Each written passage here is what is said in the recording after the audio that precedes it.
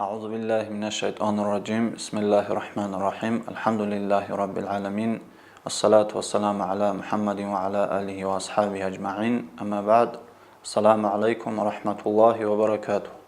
История о праведном садовнике. Был один садовник по имени Мубарак. Он работал в саду у некого человека. И однажды хозяин сада пришел вместе с другом и сказал Мубараку: «Принеси нам сладкий гранат».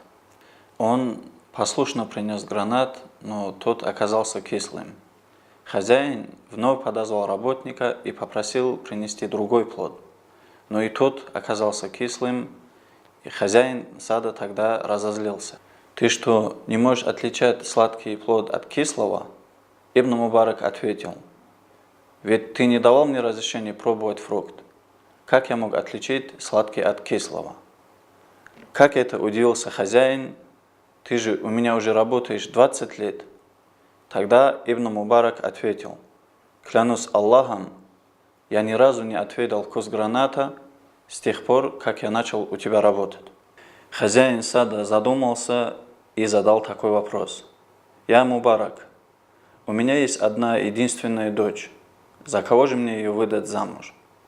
Мубарак вмолвил в ответ: «Евреи выдают своих дочерей из-за имущества, христиане выдают из-за красоты, арабы же выдают своих дочерей из-за хорошей родословной, а мусульмане выдают за богобоязненных. К какой группе ты относишься?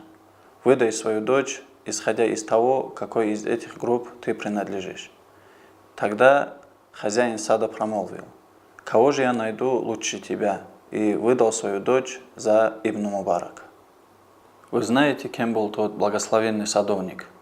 Это был Абдуллах ибн Мубарак, известный ученый, благодаря которому наполнилась земля знанием и набожностью.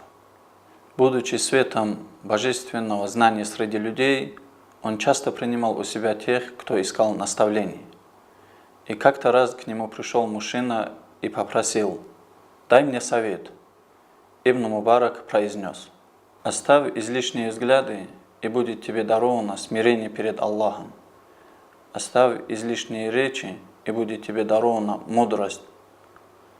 Оставь излишество в еде, и будет тебе дарована сила для поклонения. Оставь чужие недостатки, и будет тебе дарована сила увидеть свои. И ты оставь погружение в описаниях Аллаха, это защитит тебя от сомнений и лицемерия».